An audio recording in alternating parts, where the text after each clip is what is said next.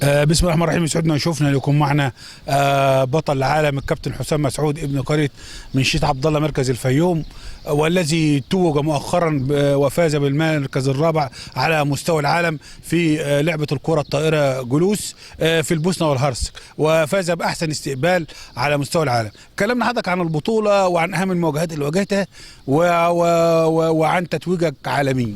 بسم الله الرحمن الرحيم. طبعا سعيد بوجودي مع حضرتك، وبشكرك جدا ان انت متابع كل الاحداث في الفيوم هنا.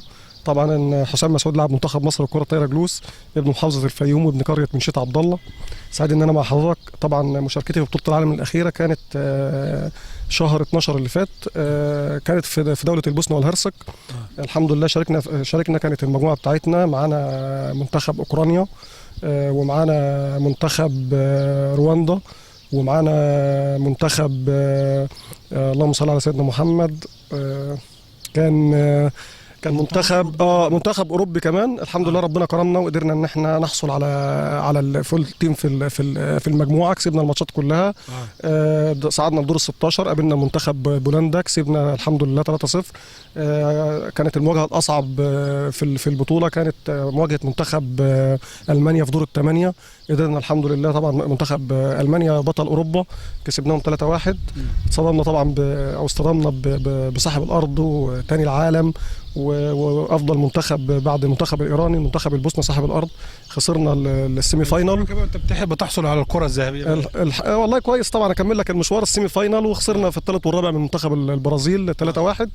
طبعا كانت المفاجاه بالنسبه لي الحمد لله ان انا قدرت احصل على افضل استقبال في العالم في البطوله دي. طبعا شرف كبير ليا وشرف يعني افضل طول على مصر على منصه التتويج. الحمد لله رب العالمين ان انا اكون واقف من افضل 7 لاعبين على مستوى العالم، وبيتقال اسم حسام مسعود لاعب المنتخب المصري. فده شرف كبير، وطبعا بتشرف ان انا اكون سبب في رفع علم مصر في المحافل الدوليه. طب طموحاتك بقى في الفتره الجايه ومشاركتك في الفتره الجايه؟ والله عندنا ان شاء الله بطوله اداره العاب افريقيه باذن الله تقريبا في غانا. دي مؤهله لاولمبياد باريس.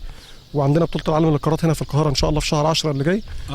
دول اخر استعداداتنا يعني ان شاء الله، والمرحله الجايه كلها استعداد ان شاء الله للاولمبياد باريس باذن الله. طب بتتدرب كم ساعه اسبوعيا بقى؟ والله حاليا احنا طبعا بنلعب الدوري المحلي هنا، فلسه تجميع المنتخب يعني ان شاء الله الفتره الجايه بعد ان شاء الله رمضان هنبدا نستعد. هو طبعا ده يعني الاحتكاك اللي هيوصلنا ان شاء الله نعمل ميداليه باذن الله في باريس باذن الله. بالتوفيق باذن الله. شكرا.